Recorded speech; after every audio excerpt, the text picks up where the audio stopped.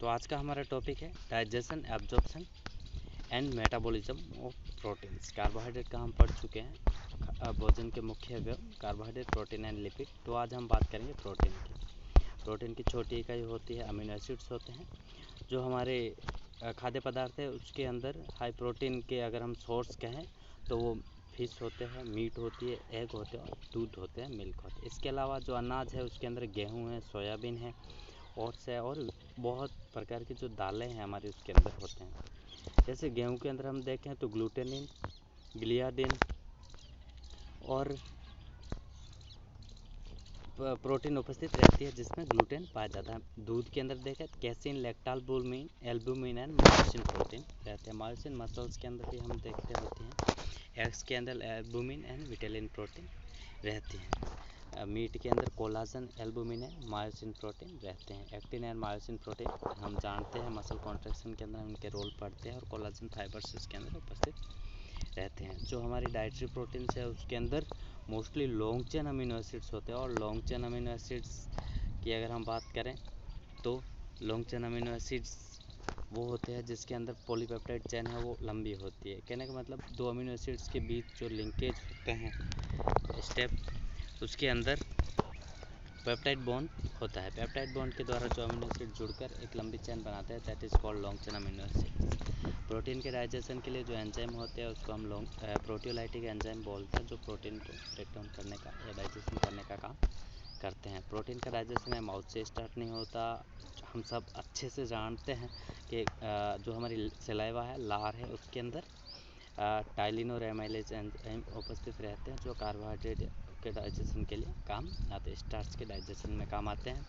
इसलिए प्रोटीन का digestion mouth से स्टार्ट नहीं होता, इसका डाइजेशन स्टार्ट होता है स्टमक से। स्टमक में बात करें हम तो स्टमक के अंदर जो गैस्ट्रिक जूसेस होते हैं उसके अंदर पेप्सिन एंजाइम रहते हैं। पेप्सिन प्रोटीन्स के ऊपर एक्शन करके उसको proteoses, peptones and large polypeptides के अंदर ब्रेक डाउन कर देता है। आगे बात करें, ये जाता है स्मॉल इंटेस्टाइन के अंदर। We all known very well that our digestions, most of the absorption and digestion process takes place in small intestine. Small intestine के अंदर फ्रॉम पेनक्रियाज पेनक्रियाटिक जूस आता है और इंटेस्टाइन से सक्कस एंट्रेकिस से भी एंजाइम्स आते हैं। अब पेनक्रियाटिक जूस जो आता है उसके अंदर trypsin, chymotrypsin and carboxypeptidases A and B उपस्थित रहते हैं। ट्रिप्सिन और काइमोट्रिप्सिन क्या करते हैं, ये जो प्रोटीन्स को पेप्सिन ने ब्रेक डाउन किया था प्रोटियोजेस और पेप्टोन्स के अंदर, उसके ऊपर एक्शन करते हैं और उसको डाइपेप्टाइडेज, ट्राइपेप्टाइडेज एंड पॉलीपेप्टाइडेज के अंदर ब्रेक डाउन कर देते हैं। अब carboxypeptidase A and B क्या करते हैं, ये डाइपेप्टाइडेज, ट्राइपेप्टाइडेज और पॉलीपेप्टाइडेज को अमीनो एसिड्स के अंदर कन्वर्ट करते हैं और अमीनो एसिड्स को आगे एब्जॉर्ब कर लिया जाता है। Because we all know that smallest and basic unit of protein is amino acids. सभी को पता होगा, मैं हमेशा ही बात करता हूँ। कार्बोहाइड्रेट की हम बोलते हैं मोनोसेकेराइड है, इसकी अमीनो एसिड्स है प्रोटीन्स की, और लिपिड की हम जानते हैं फैटी एसिड्स होते हैं। अब सक्कस एंट्रेकेस से जो एंजाइम्स हैं डाइपेप्टाइडेजेस, ट्राइपेप्टाइडेजेस और अमीनो पेप्टाइडेजेस, ये एक्शन करते हैं डाइपेप्टाइडेज पर, ट्राइपेप्टाइड पर और लार्ज पॉलीपेप्टाइड्स पर, और इसको कन्वर्ट कर देते हैं अमीनो एसिड्स के अंदर। अमीनो एसिड्स हमारी बॉडी के अंदर फिर यूटिलाइज कर लिए जाते हैं। इस तरीके से इसका जो हम कहें डाइजेशन होता है। डाइजेशन के बाद हम देखें तो मेटाबॉलिज्म की बात करें तो मेटाबॉलिज्म के अंदर स्मॉल इंटेस्टाइन के अंदर इसका जो एब्जॉर्प्शन हुआ था अमीनो एसिड्स का, वहाँ से लार्ज इंटेस्टाइन के अंदर जाते हैं अमीनो एसिड्स, और लार्ज इंटेस्टाइन से अमीनो एसिड्स अमोनिया के अंदर कन्वर्ट हो जाते हैं और अमोनिया से इसको बाहर निकाल दिया जाता है उत्सर्जन के रूप में। और हम जानते हैं उत्सर्जन के आधार पर हमने जंतुओं को कितने भागों में बांटा है, कई बार आपको बताया भी है क्लास के अंदर। उत्सर्जन के आधार पर हम अमीनोटेलिक, यूरोटेलिक और यूरिकोटेलिक के रूप में इनको कन्वर्ट बांटते हैं।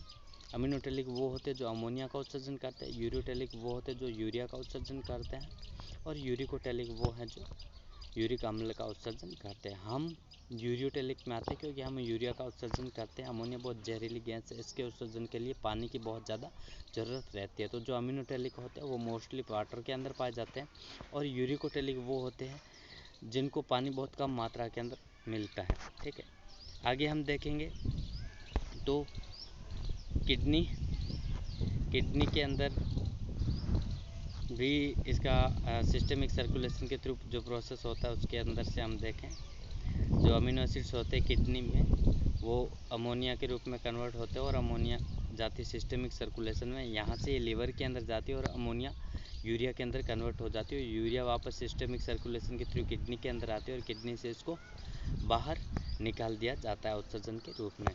तो एक तरीके से जो ये साइकिल चली, क्योंकि किडनी से स्टार्ट हुआ था और वापस किडनी के अंदर आके ख़त्म हो, इस साइकिल को अपन यूरिया साइकिल भी कह सकते हैं और ऑर्निथिन साइकिल भी कहते हैं। इस साइकिल के थ्रू जो जहरीली अमोनिया थी उससे यूरिया का फॉर्मेशन होता है और उसको उत्सर्जित पदार्थ के रूप में बाहर निकाल दिया जाता है।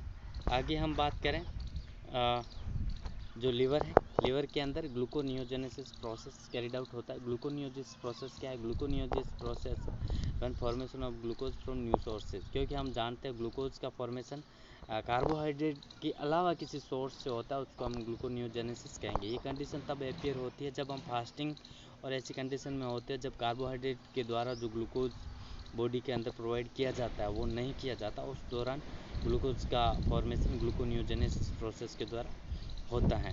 ठीक है, तो अब सिस्टमिक सर्कुलेशन के थ्रू जो अमीनो एसिड्स आते हैं वो प्लाज्मा प्रोटीन और ग्लूकोनियोजेनेसिस प्रोसेस के अंदर भी काम आते हैं।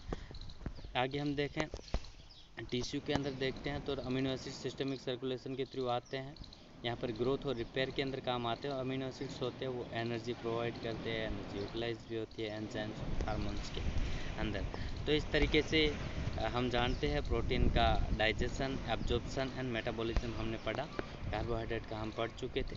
तो प्रोटीन हमारे शरीर के अंदर बहुत ज़रूरी होता है, जो कि हमारे शरीर की संरचना बनाने के काम आता है, ये हम जानते हैं। और प्रोटीन की कमी से क्वार्टर और मैरस्मस रोग होते हैं, आप अच्छे से जानते हो। Thank you. नेक्स्ट टर्न पे हम पढ़ेंगे लिपिड के डाइजेशन, एब्जॉर्प्शन एंड मेटाबॉलिज्म के बारे में। हम जानते हैं एब्जॉर्प्शन एंड मेटाबॉलिज्म मोस्टली जो होता है वो हमारी स्मॉल इंटेस्टाइन के अंदर कैरिड आउट होता है, क्योंकि एब्जॉर्प्शन के प्रोसेस के लिए स्मॉल इंटेस्टाइन के अंदर आप जानते हो कुछ विशिष्ट स्ट्रक्चर्स होते हैं जिसकी हम स्लाइड्स देखेंगे, और वो स्ट्रक्चर्स होती है माइक्रोविलाई। ठीक है, जब हम देखते हैं लूपनुमा स्ट्रक्चर हमको दिखाई देते हैं वहाँ पर, और स्लाइड्स के अंदर हम उसको देखते हैं। तो आइडेंटिफिकेशन के लिए हम इन माइक्रोविलाइज को देखेंगे, आप स्लाइड्स के अंदर जब प्रैक्टिकल होगा तब आपको दिखाया जाएगा। Thank you.